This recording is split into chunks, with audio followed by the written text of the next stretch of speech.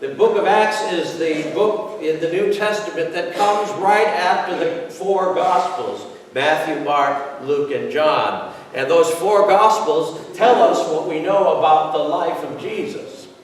And then right after that, there is a book called the Book of Acts. That's short for the Acts of the Apostles. And in that book, we learn the story of the earliest Christian communities. And it's really the only source that we have in the Bible of telling us what that community was like. And so it bears fruit when we study this particular passage or this particular book. Now, one of the fascinating things that we discover about this post-Easter community is we see how they coped with the reality that their leader was no longer there to lead them. Many of these folks had been following Jesus throughout his earthly ministry. They had left everything to follow him.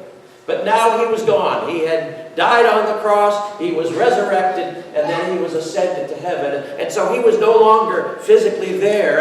And oftentimes when organizations lose their founding leader, they fall apart. You might have seen that. This might happen with a church, or it might happen with a company, or sometimes it happens with a family. When the leader of the family dies and the family begins to fall apart. And so it might have been easy to assume that the early Christian community would just simply fall apart without Jesus being there. But the amazing thing about the book of Acts is that it shows that this early Christian community goes right on doing the same things that Jesus did. It's like they don't miss a beat. Of course they miss Jesus, but they continue to follow in his footsteps in remarkable ways, including the story that we just read from Acts chapter 9, where we experience Dorcas not only being healed, but brought back to life.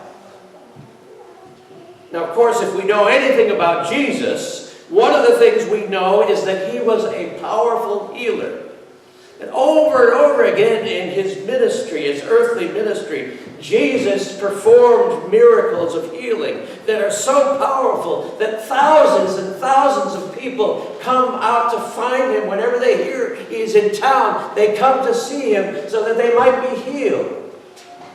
And we read many stories of Jesus performing powerful healings of people who had been sick, desperately ill for many, many years.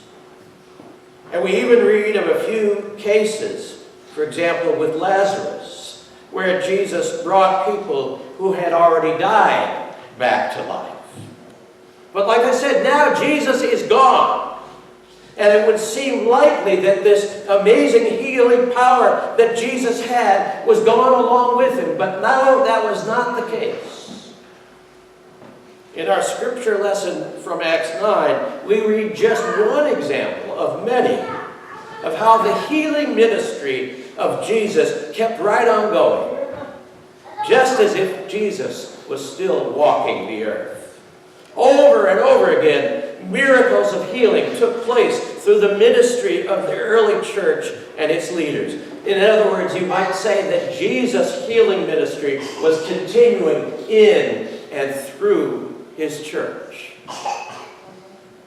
We see this reality, of course, in our scripture lesson from Acts 9. A group of Jesus' followers living in the town of Joppa has sustained a terrible loss, just like we have heard about a terrible loss this morning in our sister Eunice's family. But in this church family, they sustained a terrible loss when one of their beloved members, Dorcas, passed away. And we get a sense that it was not expected that she had passed away and that it happened fairly quickly. But she had become ill and then she had passed away. And the entire community was in mourning. We have some clues in our reading that show us that Dorcas was a deeply loved and respected member of her community. First, we see that in Acts 9, she is referred to as a disciple.